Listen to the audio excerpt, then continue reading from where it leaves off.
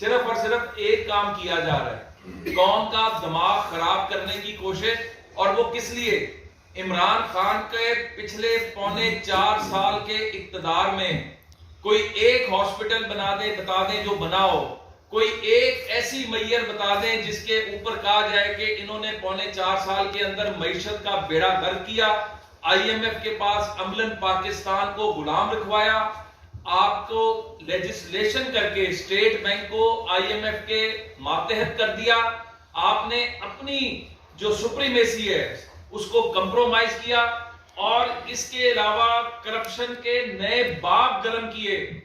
ہمیشہ بندوں کی کرپشن تو سننے میں آتی تھی، پنکی پیرنی اور فرا گوگی جیسے کریکٹر سامنے آئے، اور جن کی کرپشن جو ہے وہ اب جب ان کی تحقیق اور تفتیش شروع کی گئی، اینٹی کرپشن کا سربراہ چینج کر کے فوری طور پر کلین چٹ دلوائی گئی. یہ دو پاکستان نہیں، ایک پاکستان کی بات کرنے والا عمران خان آج سب کے سامنے اس کا اصل اور مکروہ چہرہ آ چکا ہوا ہے. وہ صرف اور صرف اقتدار چاہتا ہے. اور یاد کریں، تاریخ کے جھروکوں کو اٹھا کر دیکھیں کہ جب 2014 میں بھی چائنا کا پریزیڈنٹ پاکستان کا دورہ کر رہے تھے اور سی پیک سائن ہونا تھا، 1 سال لیٹ کرایا گیا. اور آج بھی دیکھیں کہ جب سعودی عرب $12 بلین کی پاکستان میں انویسٹمنٹ کر رہا ہے، عمران کے دور میں 1 روپے کی، ڈالر تو دور کی بات ہے، فورن انویسٹمنٹ نہیں آئی تھی. اور جو فورن انویسٹمنٹ پاکستان آئی تھی اس کا بھی بیڑا غرق کر دیا گیا تھا. ان انویسٹرز کو پاکستان سے دوڑنے پر مجبور کر دیا گیا تھا. کوئی بھی ملک، چاہے وہ امریکہ ہو، یورپ کا کوئی ملک ہو، وہ فورن انویسٹمنٹ کے بغیر نہیں چل سکتا. پاکستان میں عمران کے دور میں پونے 4 سال میں 1 پیسے کی انویسٹمنٹ نہیں آئی تھی، اور یہ سڑکوں پہ خوار ہوتا پھر رہے. اور شہباز شریف صاحب یونائٹڈ نیشنز میں تاریخی خطاب کر کے آئے، صرف پاکستان کی نہیں، امت مسلمہ کی نمائندگی کر کے آئے، اسلامو فوبیا کے اوپر ایک جاندار سٹینڈ لے کر آئے، کشمیر کے اوپر بھارت کا چہرہ دنیا کو دکھا کر آئے. اس کے بعد کنگڈم آف سعودی عربیہ جو پاکستان سے ناراض تھے، ان خان صاحب کی عادتوں کی وجہ سے جو گھڑیاں بیچ دی، جو ابھی تو بڑا کچھ نکل کر آنا ہے، ابھی تو ہیروں کے ہار آنے ہیں، ابھی تو انگوٹھیاں آنی ہیں، ابھی تو پتہ نہیں کیا کچھ آنا ہے. اور یہ ایک ایسا شخص ہے جس نے اپنی ذاتی لالچ کے لیے سعودی عرب سے پاکستان کے تعلقات کو خراب کیا. یہ شہباز شریف صاحب کی دن رات کی محنت ہے کہ سعودی عرب نے پاکستان سے دوبارہ ہاتھ ملایا اور پاکستان میں انویسٹمنٹ کر رہا ہے. یہ شہباز شریف صاحب کی محنت ہے کہ سی پیک جس کو بیک برنر میں ڈال دیا تھا پچھلی حکومت نے، آج پھر چائنیز کے ساتھ ہم نے وہ اعتماد بحال کیا. اور تاریخی جو ہے معاہدے ہوئے ML1 سے لے کے، بدقسمتی دیکھیں کہ یہی ML1 کا پروجیکٹ جب سائن کیا تھا تو $6.2 بلین کا تھا، اور ان کی ناکامی اور نااہلی کی وجہ سے اب وہ 9.8 بلین پر پہنچ رہا ہے. تو یہ جو پاکستان کو نقصان ہوا ہے، اس کا ذمہ دار کون ہے؟ اور دنیا دیکھتی ہے کہ یہاں پر پولیٹیکل سٹیبلٹی ہے یا نہیں ہے. عمران خان اس مارچ کے ذریعے دنیا کو کیا بتا رہا ہے؟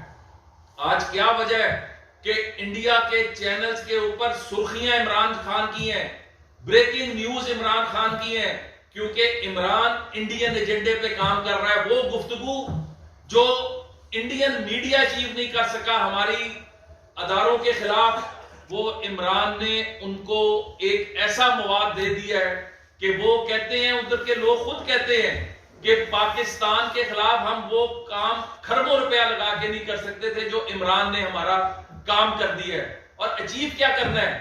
آپ کو ایک آئینی اور قانونی طریقے سے آپ کے عہدے سے آپ کی نکمے پن کی وجہ سے برطرف کیا گیا. آپ کو ایک آئینی طریقے سے آپ کو گھر بھیجا گیا. آپ کیا چاہتے ہو؟ آپ کہتے تھے، آپ ہی کہتے تھے عمران خان کہ میں جو چاہتا ہوں وہ ہوتا ہے. جب تم اقتدار میں تھے تم کہتے تھے کہ میں جو فیصلہ کر لیتا ہوں وہ فیصلے پر عمل ہوتا ہے. آج تم کہتے ہو کہ میں فیصلے نہیں کر پا رہا تھا. تو میں معذرت کے ساتھ کہوں گا کہ لعنت ہے تمہارے پہ کہ اگر تم فیصلے نہیں کر پائے تھے تو تمہیں اسی وقت اقتدار سے باہر آ جانا چاہیے تھا. اگر تمہاری بات نہیں سنی جا رہی تھی جو تم جھوٹ بولتے ہو, کیونکہ تمہارے دور میں نہ تو بلین ٹری سونامی کا کیس شروع ہوا, نہ تمہارے دور میں مالم جبا کا کیس کھلا, نہ تمہارے دور میں زلفی بخاری کی کرپشن کھلی. تم نے ہر ایک کو پروٹیکٹ کیا اور تم نے سٹینڈ لیا پنکی پیرنی کی کرپشن کے اوپر, تم نے سٹینڈ لیا فرا گوگی کی کرپشن کے اوپر, اور تم کہتے ہو کہ تمہاری سنی نہیں جاتی تھی. تم سناتے وہی تھے جس میں تمہاری جیب بھری جاتی تھی, تم کرتے وہی تھے جس سے تمہاری جیب بھری جاتی تھی, تمہیں اور کچھ نہیں چاہیے تھا. اور آج تم کیوں اقتدار لینا چاہتے ہو؟ آج تمہیں اقتدار نہیں ملے گا کیونکہ تمہارا اصل چہرہ قوم نے دیکھ لیا ہے. تم صرف اور صرف خدا نہ خواستہ پاکستان کا رستہ کھوٹا کرنا چاہتے ہو. تم پاکستان میں جو فورن انویسٹمنٹ آ رہی ہے, ابھی تو شہباز شریف صاحب ایجپٹ جا رہے ہیں, ٹرکی کی انویسٹمنٹ آنی ہے, دنیا کا رخ پھر پاکستان کی طرف ہو رہا ہے.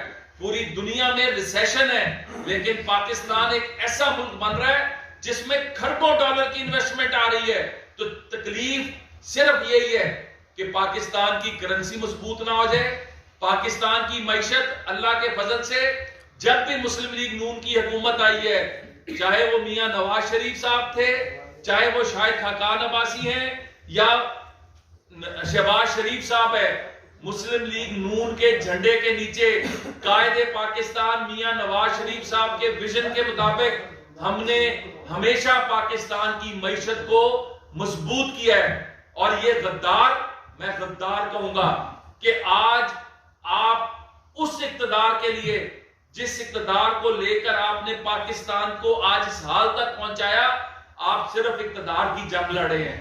آپ میں تھوڑی شرم اور حیا ہوتی, آپ قوم کے بچوں اور بیٹیوں کو کہہ رہے ہیں کہ میرے ساتھ نکلو, لاؤ پھر قاسم اور اپنے بیٹے دوسرے کو انہیں بھی ساتھ کھڑا کرو. تو قوم کے کہ اپنے بیٹوں کو تم باہر رکھتے ہو, وہ باہر عیاشی کی زندگی گزار رہے ہیں, اور تم یہاں قوم کو روز بچے.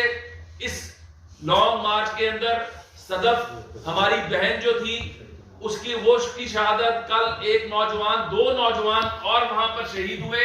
کون ذمہ دار ہے اس کے خون کا؟ جو بندوقیں اور اسلحے دکھائے جا رہے ہیں سوشل میڈیا پہ کہ ہم یہ لے کر اسلام آباد چڑھنے جا رہے ہیں. کیا اسلام آباد سری نگر ہے جس پر چڑھائی کرنے جا رہے ہو؟ کیا کشمیر آزاد کرانے جا رہے ہو؟ پاکستان کو تم جیسے لوگوں سے اب آندھی ہاتھوں سے نمٹنا ہوگا. اور میرا آج یہاں پر عدالتوں سے بھی ایک عزت کے ساتھ سوال ہے کہ یہ لاڈلا جس کے اوپر پروو ہو گیا کہ اس نے چوری کی ہے, 63-62 جو ہے وہ یہ کہتا ہے کہ آپ امانت میں خیانت کریں, آپ اپنے سورسز شو نہ کریں. ہم ساری عمر عدالتوں کو بھی فیس کرتے رہے, الیکشن کمیشن کو بھی فیس کرتے رہے, اور ایک ہی چیز ہے کہ اگر آپ اپنے اثاثے شو نہیں کرتے تو آپ نااہل ہوتے ہیں. یہ لاڈلا کوئی آسمان سے اتری مخلوق ہے جس کے اثاثے نظر بھی آ گئے, جس کی چوری نظر بھی آ گئی, جس کا جھوٹ نظر بھی آ گیا, اور آپ کہتے ہیں کہ نااہل صرف ایک سیٹ کے لیے ہوئے ہیں. یہ وہی قانون ہے جو بلیک لا ڈکشنری نواز شریف صاحب کے لیے بنائی گئی تھی.